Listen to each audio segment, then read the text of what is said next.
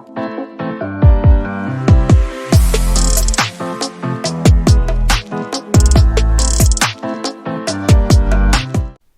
ready?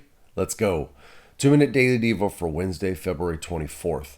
I'm in the New International Reader's Version today, and our verse of the day comes from the book of Psalms, chapter 19, verse 1. Here's what it says.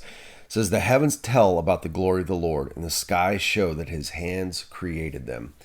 This is another psalm that was written by David.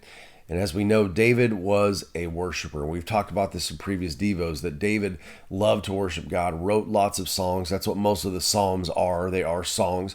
And he was a worshiper way back when he was a young boy, that he'd be out watching the sheep, and I'm sure he was playing his harp and writing songs. And as he got older, the Bible talks about how King Saul brought him into his throne room area to play for him, to play the harp and to sing, and it was soothing to him.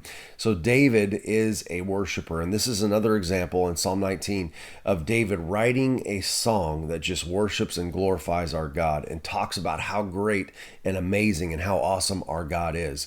You know, as you look around, as this says, the heavens tell about the glory of God. As we look around at the creation that God has given us, you know, if you look at mountains, or if you're at the beach and the ocean, if you look at trees and just things that God has created, you can't help but think about, man, God is amazing. God is unbelievable. And this is the attitude that we should have, again, as followers of Christ, that we look around us and we see what God has done, and it brings us to worship.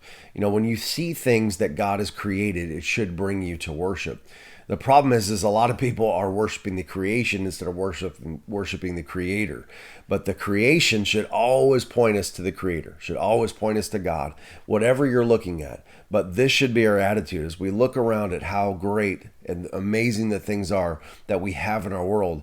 It should point us to worship God. Everything in our lives should point us to worship God. As you wake up in the morning, you should be worshiping and thanking God for all that he's done and the amazing thing that he has done in your life and how amazing he is in our lives. So as you think about that today, let's have a heart of worship as we head out. Everything we look at around us that is created by him, let's worship him and thank him for it. All right, that's it, guys. I'll talk to you tomorrow.